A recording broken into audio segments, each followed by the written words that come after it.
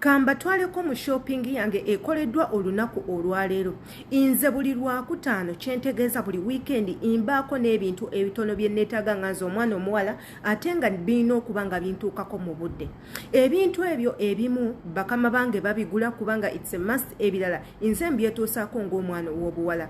Kati ki kyentegeeza mu kino? Gwe wenna muganda wange inkuba kyeyo nga okola indoors ng'oyina bakama abo abaakusayininga okujja okukola.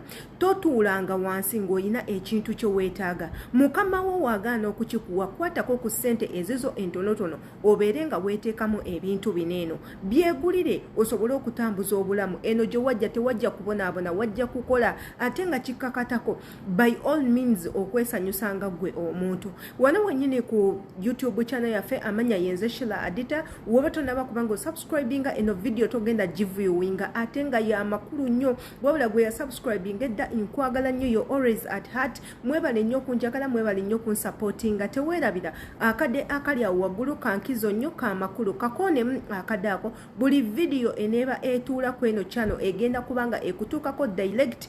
Guess what? Gwe muntu agenda okusooka okubanga ogiraba. Video zenteekako neeno zigasa buli muntu yenna, naddala ng'oli nkuba kyeyo oba oli musajja oba oli mukazi.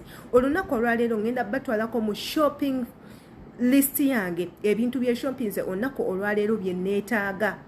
Ebintu bye neetaaga okukozesa nga nze omwana omuwala bintuuseeko. Katumala batwalako mu bintu bye shoppinze olunaku olwaleero imbabuulire tutuuke ku kinyuzi kya video eno. Weekuumireko ky'olina okukola subscribinga ate era notification bell gikoonemu buli video ebeere nga ekutuukako direct. Katugendeko mu bino byebimu ku bintu bye shoppinze olunaku olwaleero. Ngera we mubiraba byandibanga bingi bw'obanga obirabira mu kaveera ne muganda wange.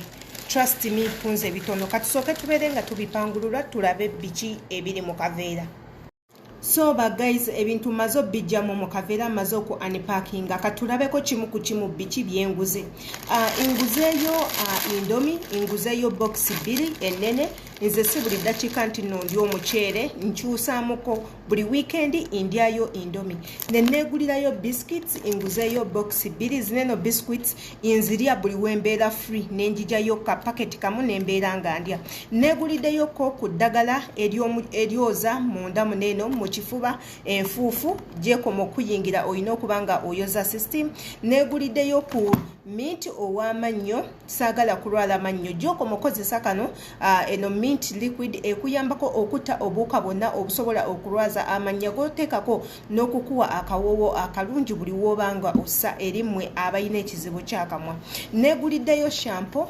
Ono shampoo y'omu okugwenkozesa ku kirwadde kyange eky'omu mutwe ng'era mukozesa mu nviiri ndowooza y'ono wuuno gwenkozesa kaba kacupa katini ddala kabeera bwe kati. Kabeera bwe kati bwenteeka mu nviiri okutta kali akawuka akandya enviiri. Neeguliddeyo body scrub. Ono nno nga mukozesa okuscrubinga face yange teekako n'omubiri gwonna okwejjako ekko, teekako n'okuggyako enkovu eziteetaagisa.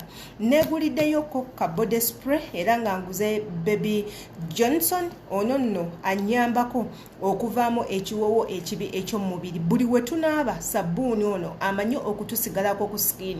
Wotuuyana n'otandika okuwunya sabbuuni. Wabula nze kyenkola nze neegulirayo bu body spray nga buneeno nembeera nga mbwe sprayinga ku mubiri bwe mba maze okunaaba. Omuntu oyo yekka ansemberedde yaba awulira akawoowo kano, omuntu omulala w'ebbali tasobola kawulira. Neeguliddeyo ko ku Fivado Panados inguze nnyingi ddala nga mwe muli n'ezineebasa otulo bwe mba nga nkooye nga njagala kuwummulamu. Nina zemmira ezo nno nga zibeera za papo. Inguze zineeno just in case ng'omutwe gunnuma obanga okurelivinga ku pain yonna eba eze mu bulamu bwange. Neeguliddeyo ko ka nose spray kaneeno nga kakozesa kwoza mu nnyindo okutta bacteria ziba zingidde, teekako n'okwasimula okwoza nosozi zireme kubanga zizibikira.